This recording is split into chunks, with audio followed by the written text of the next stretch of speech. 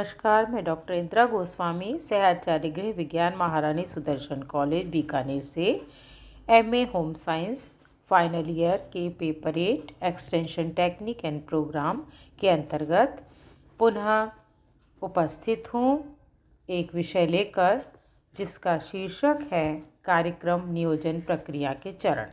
इससे पूर्व की वीडियो में हमने कार्यक्रम नियोजन की प्रक्रिया के विषय में चर्चा की थी। इसकी अर्थ, परिभाषा और प्रक्रिया के चरणों के बारे में संक्षिप्त में जाना। आज हम कार्यक्रम नियोजन प्रक्रिया के विभिन्न चरणों की विस्तृत चर्चा करेंगे। सबसे पहले नई सूचनाओं, जानकारियों तथा तथ्य को एकत्रित करना। समाचार पत्र, पत्रिकाओं, रेडियो प्रसारण, टेलीविज़न कार्यक्रम, कृषि विज्ञान केंद्र, कृषि विश्वविद्यालय, कृषि मेले, सर्वेक्षण रिपोर्ट, सम्मेलन रिपोर्ट, बुलेटिन और अन्य बहुत से स्रोत होते हैं जिनके द्वारा नई नई तकनीकों, प्रयोगों और अनुसंधान संबंधी जानकारियों को प्राप्त किया जाता है। प्रसार कार्यकर्ता, स्थानीय नेता, शिक्षक, उन्नत तकनीक के विशेषज्ञों, इनके प्रति सजग रहकर अपने क्षेत्र की उन्नति और प्रगति में सहायक योजनाओं को सामुदायिक कार्यक्रम का स्वरूप देकर नियोजित कर सकता है। ये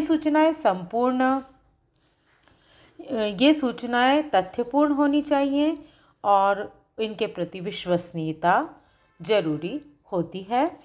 उन्हें एकत्रित करने के लिए सतत प्रयास की भी आवश्यकता होती है।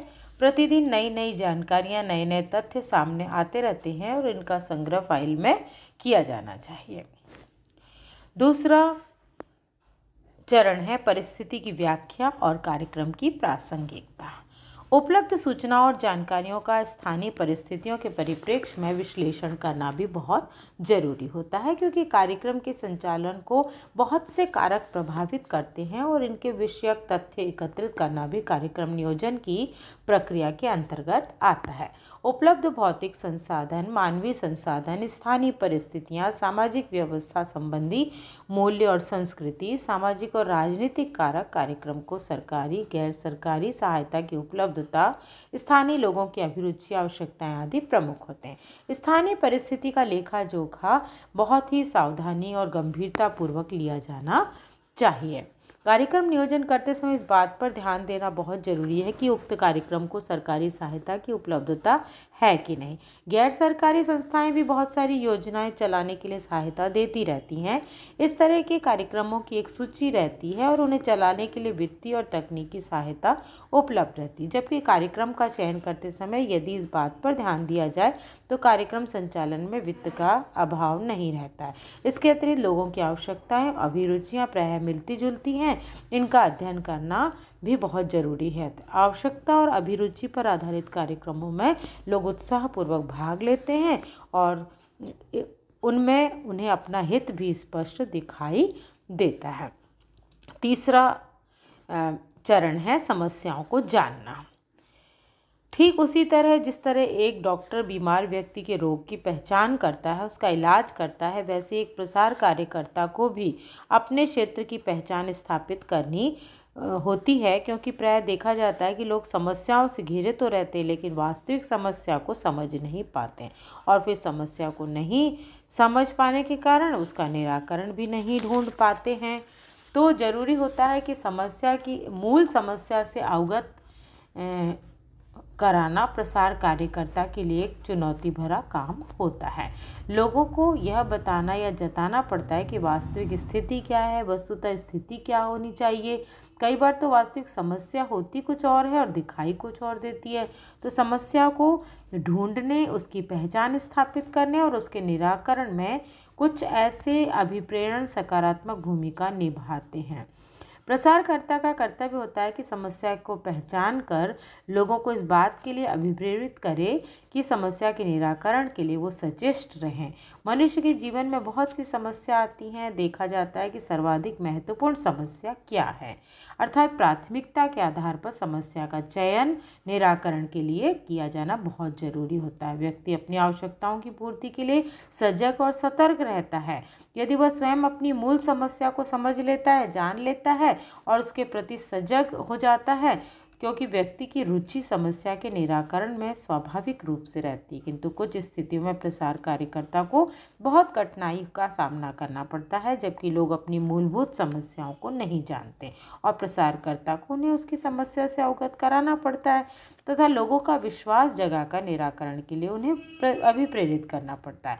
सामान्यतः एक प्रसार कार्यकर्ता को लोगों को नई तकनीक, पद्धति, नवाचार आदि को अपनाने के लिए समय समय पर अभिप्रेरित करना पड़ता है। किंतु कार्यक्रम नियोजन प्रक्रिया के अंतर्गत प्रसार कार्यकर्ता को लोगों को इस बात के लिए प्रेरित करना होता है कि वो अपनी समस्याओं को समझें और उनका निराकरण करें।